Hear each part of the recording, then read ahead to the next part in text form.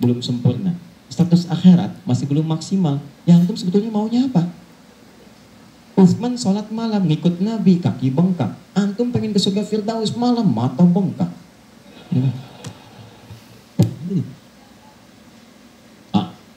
Ayo update. Ustadz, tapi kan saya belum lancar. Tambahkan hadisnya, lipatkan nomor hadis 2920. Awas, lihat kalimatnya. Walladzi yatata'ta wa huwa alaihi syaq falahu ajran. Siapa yang memulai menghafal, membaca, siapa yang mulai membaca Al-Quran tidak lancar, terbata-bata bacanya, mengejaknya, orang baca alif lam mim, dia alif lam mim, falahu ajran, maka dia mendapatkan 2 kali lipat dari orang yang lancar. Orang lancar misal 30, dia 60. Terima kasih ya Allah, kalau begitu besok saya nggak lancar aja bacanya. Oh, yes. Itu tidak lancar yang direncanakan. Yang lancar diikuti oleh malaikat ma'asyafaratil kiramil barara. Yang belum lancar diapresiasi karena perjuangan kesungguhannya, bacaannya dapat nilai, perjuangannya mendapatkan nilai di sisi Allah Subhanahu wa ta'ala. Karena itu saya sarankan, maaf, mulai sekarang antum bikin kurikulum. Nih, satu tadi, bikin tabel begini. Nih. Saya katakan pada teman-teman juga yang di Bekasi, yang di Jakarta, ya, saya kasih 2 amalan dulu nih. Mulai sekarang, antum bikin begini. Tahan ya, teman-teman sekalian. Nanti saya sampaikan bagaimana seorang Mu'adz, orang Mesir, baru kecil belum balik sudah menyiapkan amalan ini. Punya program. Nih, harinya nomor 1, 2, 3 dan seterusnya. Ini misalnya harinya apa besok. Amalannya apa? Mulai dengan sholat di sini, jamaah. Ini tadi bacaan Al-Quran. Kalau bisa, saya sarankan setiap hari mulai menghafal walaupun cuma 1 ayat. Usahakan menghafal. Demi Allah saya katakan, pahala menghafal Quran lebih banyak daripada baca. Paling minimal 4 kali lipat. Karena itu ayat menghafal disebutkan 4 kali dibandingkan ayat baca. Silahkan cek Quran surah ke-54. Ayat 17, ayat 22, ayat 32, ayat 40. Saya ulangi, ayat 17, ayat 22, ayat 32, ayat 40. Ada? 17, 22, baik. Kemudian 32 dan 40. Kenapa ketawa? Benar kan? 4 ayat 17, ayat 22, kemudian ayat 32 dan 40. 17, 22, 32, 40. Berapa kali disebutkan? Walaqad yassarnal Qur'ana lidzikri. Sungguh telah kami mudahkan Al-Quran untuk dihafalkan, diingat. 4 kali disebutkan. Ya, maka ada yang menyebutkan menghafal Quran itu keutamaannya 4 kali dibandingkan dengan sekedar membaca. Baca. Orang baca itu biasanya cuma sekali. Dzalikal kitabu la raiba fihi hudal lil muttaqin. Sekali. Tapi orang menghafal jangan harap sekali. Dia akan terus mengulang. Dzalikal kitabu la raiba fihi la raiba fihi. Dzalikal kitabu la raiba fihi dzalikal kitabu la raiba fihi hudan lil muttaqin dzalikal kitabu la raiba fihi hudan lil muttaqin dzalikal kitabu la raiba fihi hudan lil muttaqin. Pertanyaan saya, berapa banyak pahala yang didapatkan? Berapa huruf dia bacakan? Makanya kalau antum ingin melipat gandakan pahala dengan banyak, dalam 1 hari antum punya agenda, boleh antum baca misal, target sehari saya baca misal 1 halaman dan hafalkan 1 ayat. Kalau antum sudah punya kebiasaan begitu, demi Allah saya katakan, Allah akan merubah keadaan hidup anda jadi lebih nyaman. Tidak cukup dengan amin. Baca, hafal. Wah, Masya Allah. Syukur-syukur begitu sedang sholat berjamaah, minta sujud, terus meninggal, gitu kan? Ah, kepalingan. Mau begitu? Di subuh ya. Tapi kalau tiba ajalnya. Ya, bacaan Quran lebih lebat lagi. Ya, jadi kalau antum bisa seperti itu, nanti bonusnya banyak. Di alam kubur, jasadnya akan tutup. Dan di akhirat diberikan mahkota. Dan yang ketiga diberikan peluang untuk memberikan syafaat dengan izin Allah dengan Qurannya kepada anggota keluarganya.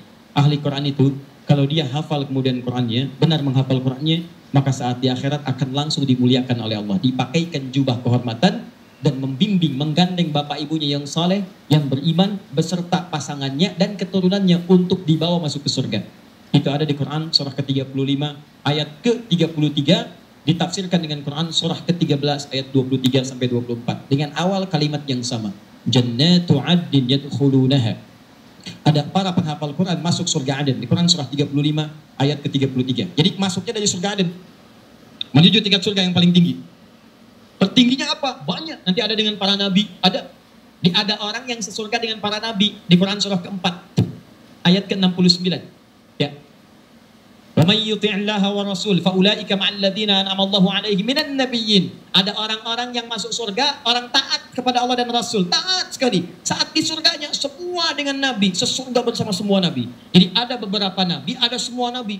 Kalau beberapa nabi namanya anbiya. Makanya di surah Al-Anbiya, surah ke-21 dikisahkan beberapa nabi. Tapi kalau semua nabi itu nabiyin namanya. Dari Nabi Muhammad SAW sampai Nabi Adam, ada semua. Insyaallah.